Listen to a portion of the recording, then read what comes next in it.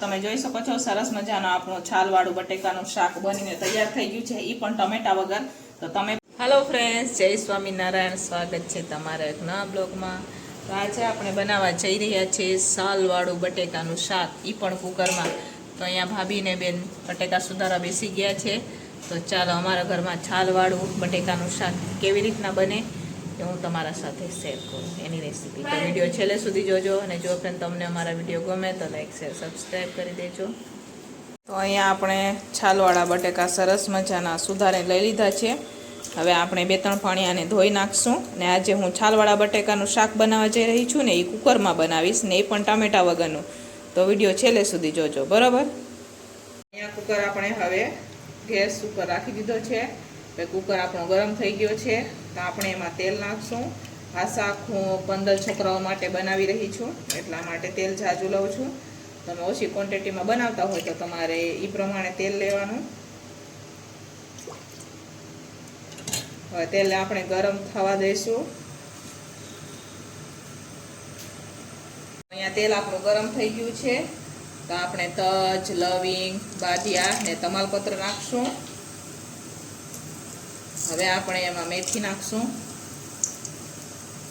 હવે આપણે મીઠા લીમડાનું પાન નાખશું.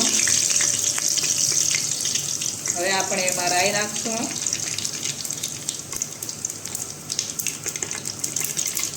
હવે આપણે એમાં હિંગ નાખશું.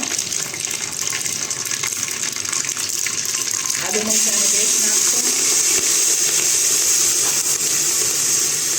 હવે આપણે એમાં બટેકા.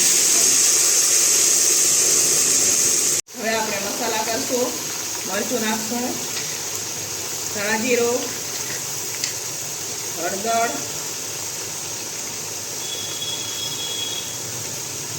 મીઠું નાખશું.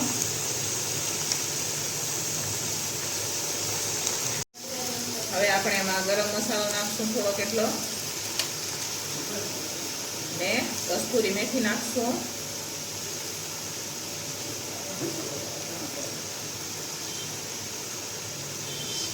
હવે આપણે એમાં પાણી નાખશું.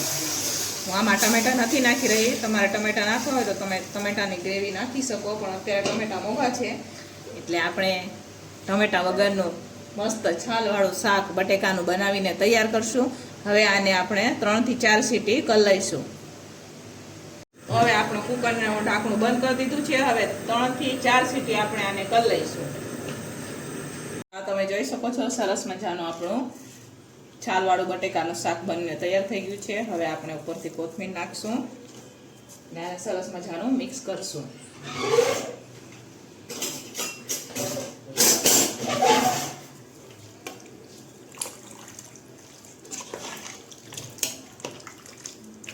તમે જોઈ શકો છો સરસ મજાનું આપણું છાલવાળું બટેકાનું શાક બનીને તૈયાર થઈ ગયું છે, એ પણ ટમેટા વગર. તો તમે પણ એકવાર મારી રીતના જરૂરથી બનાવજો. ને જો પણ તમને અમારા વિડીયો ગમે તો લાઈક શેર સબસ્ક્રાઈબ કરી દેજો. તો આ શાક આજે અમારે થેપલા સાથે સર્વ કરવાનું છે, ને સાથે ખીચડી પણ છે.